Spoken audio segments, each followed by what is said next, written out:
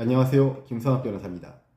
저는 대한변호사협회 공식인증 제주형사전문변호사이자 제주지방법원 재판부별 국선변호사, 제주지방법원 논스톱 국선변호사를 역임하면서 수많은 형사사건의 변론을 성공적으로 수행해왔으며 현재 다수의 형사사건의 변론을 수행하고 있습니다. 인터넷과 SNS의 발달로 인해 타인에 대한 비방이나 허위사실 유포가 손쉽게 이루어지는 시대입니다. 그만큼 명예훼손 사건은 일상생활 속에서 자주 발생하고 있으며 피해자의 정신적 피해 역시 매우 큽니다. 그러나 단순히 나쁜 말을 했다는 이유만으로 모두 명예훼손이 성립하는 것은 아닙니다.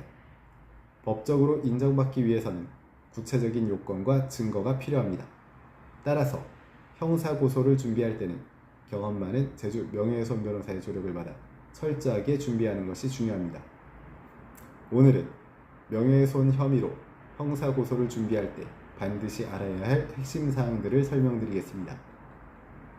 명예훼손죄는 형법 제307조에 규정되어 있으며 공연히 사실 또는 허위 사실을 적시하여 타인의 명예를 훼손하는 행위를 말합니다.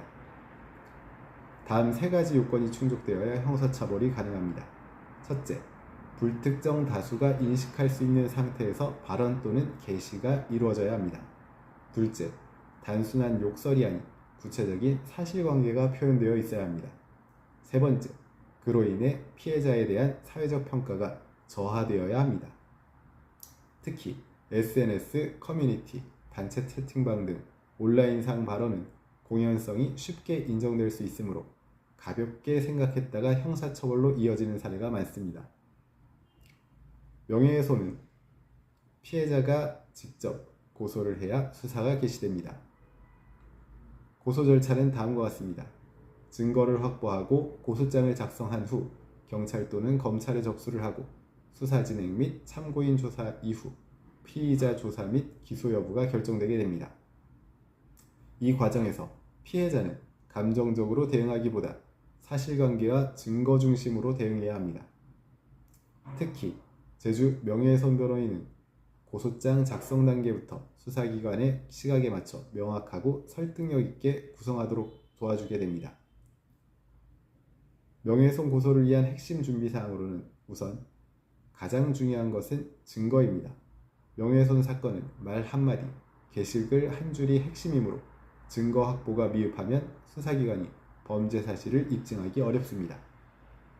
문자, 카카오톡, 대화 캡처, 게시글, 댓글, 이메일, SNS 게시물, 녹음 파일, 목격자 진술 등 이러한 자료는 원본 형태로 보존하는 것이 중요하며 삭제되기 전에 즉시 확보할 필요가 있습니다. 다음으로 단순히 이런 말을 들었다로는 부족합니다. 언제, 어디서, 어떤 표현으로 인해 사회적 명예가 훼손되었는지 구체적으로 정리해야 합니다. 구체적인 날짜, 장소, 표현 내용, 결과 등을 포함한 피해 경위서를 작성하면 수사기관이 사실관계를 명확하게 파악할 수 있습니다. 단순히 욕설을 들었다는 것만으로는 명예훼손이 아닌 모욕죄에 해당할 수 있습니다. 따라서 사회적 평가가 실제로 저하되었다는 점을 입증할 자료가 필요합니다.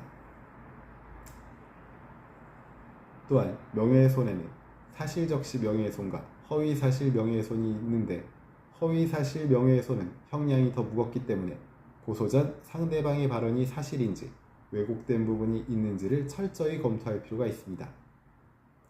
예를 들어 상대방이 사실이라고 믿을 만한 이유가 있었다고 주장하면 무죄로 판단될 수도 있으므로 변호인과 함께 객관적 자료를 수집해 허위성을 명확히 밝혀야 합니다. 현재 명예훼손 혐의 형사고소를 고민 중이시라면 언제든지 제주 형사전문 변호사 김성학 법률사무소를 찾아주시면 신속, 정확한 해법을 제시해드리겠습니다. 조금이나마 도움이 되셨으면 합니다. 감히 최고라고 자부할 수는 없지만 여러분의 권리를 지키고 항상 최선의 결과로 만족을 드리는 제주 형사전문 김성학 변호사입니다. 감사합니다.